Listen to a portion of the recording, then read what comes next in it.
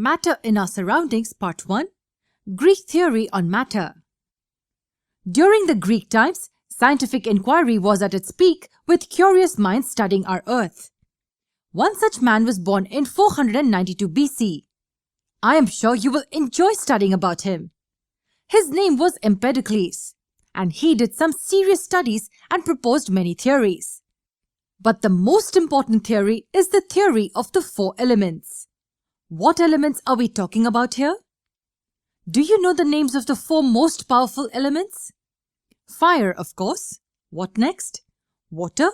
Yes, that is one of the four. Two more to go. Can you take a guess? That's right, our very own Earth. And what is it without which we cannot survive? Air. Perfect. Now, the four elements identified by Empedocles were fire, water, earth, and air.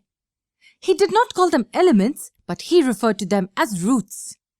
Was there any connotation attached to the term roots? I know you're smart enough to get the hint, aren't you? Roots are the very basis from which all other things arise.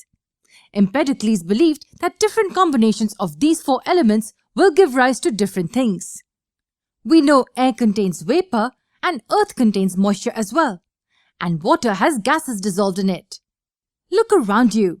The earth is a specific combination of these four elements. As science progressed, Aristotle came along to add his priceless research to these already established theories. He understood matter as something which has no boundaries but will occupy space in this world. For example, we can get butter from milk, but both milk and butter are made of one and the same thing.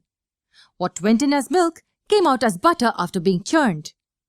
We will look at the forces that change the shape and size of matter, but for now, milk and butter are both matter. Matter, therefore, as stated by scientists, occupies space and has mass. Milk occupied the space in the container, and it does have mass. What does mass mean here? Well, mass is the certain amount of energy it has which helps it move or stay at a place. So, everything around us is made up of matter.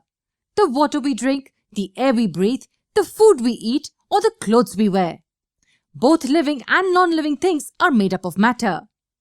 This matter may change into other forms, but it always remains constant in the universe. Matter cannot just disappear.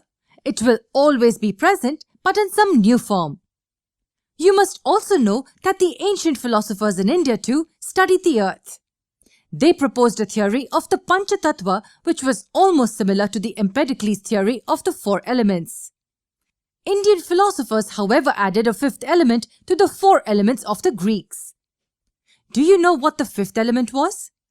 Well, it was the sky. Nevertheless, the theories following this theory was almost the same. But how far do our modern-day scientists believe in these theories?